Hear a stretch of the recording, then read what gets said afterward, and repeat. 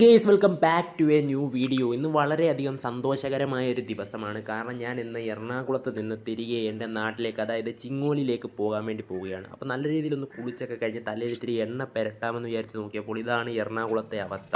എണ്ണ വരെ ഐസായിപ്പോയി. പിന്നെ ഞാൻ അവിടെ നിന്ന് നേരെ വീട്ടിലെത്തിക്കഴിഞ്ഞ് ഞാൻ ആദ്യം ചെയ്തത് ഗ്യാസ് കത്തിച്ച് ചായ ഇടാൻ വേണ്ടിയിട്ട് പോവാണ്. വീട്ടിലാരും ഇല്ലായിരുന്നു, അതുകൊണ്ട് തന്നെ ഞാൻ തന്നെ ചായ ഇട്ട് കുടിക്കാൻ വേണ്ടി പോവാണ്. ചായ കൂടെ കഴിക്കാൻ വേണ്ടിയിട്ട് ഇവിടെ ചപ്പാത്തി ഇരിപ്പുണ്ടായിരുന്നു. അപ്പോൾ അത് ചൂടാക്കാൻ വേണ്ടിയിട്ട് ഞാൻ ഈ പാനൂടെ എടുത്ത് അടുപ്പിൻ്റെ മണ്ടക്കോട്ട് വെച്ച് കഴിഞ്ഞാൽ അത് ഞാൻ കഴുകി വെക്കേണ്ടി വരും.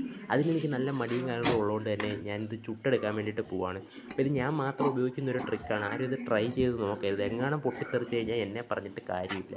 അപ്പോൾ നമുക്കിങ്ങനെ 2 ചപ്പാത്തി വരെ ഒരേ സമയം ചുട്ടെടുക്കാൻ വേണ്ടിയിട്ട് പറ്റും. ഗ്യാസ് ഇങ്ങനെ കത്തിച്ച് വെച്ച് പിന്നെ ഗ്യാസ് ഓഫാക്കാൻ മറന്നു പോകരുത്. ഞാൻ മറന്നു പോയായിരുന്നു, പിന്നെ ഞാൻ ഓഫാക്കി.